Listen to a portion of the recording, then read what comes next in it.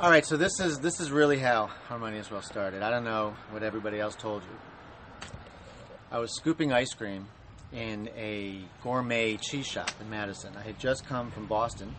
I was a jazz rock player from the East Coast. Didn't really know anything about acoustic guitars, mandolins. In fact, I had never actually seen a mandolin in person. In walks this guy. He's a cab driver, Madison cab driver. Walks in and he orders a frap. Now, if you're from Madison, you've never heard the word frap before because frap doesn't mean anything in Madisonian. But if you're from Boston, frap means milkshake. And I was from Boston recently, and I knew what he meant, so I made him a milkshake. And while I'm making him the milkshake, I'm asking him, so were you recently in Boston? And he's like, yeah, I just came from Boston. I live here in Madison, but I was at Berklee College of Music.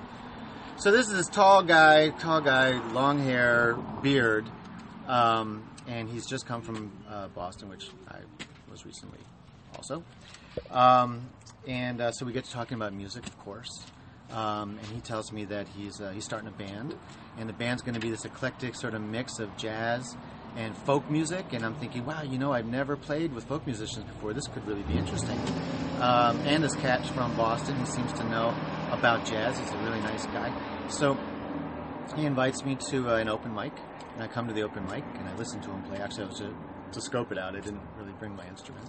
Okay, so he's a good player. He's playing with other good players. I go to an audition, because now this guy is trying to put together a band. And there's another guy there, a long-haired guy with a beard, another one of them. But this one's got a violin.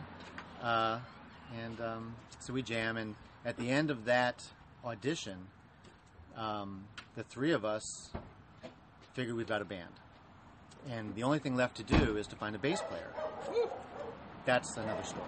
But that's how the band started.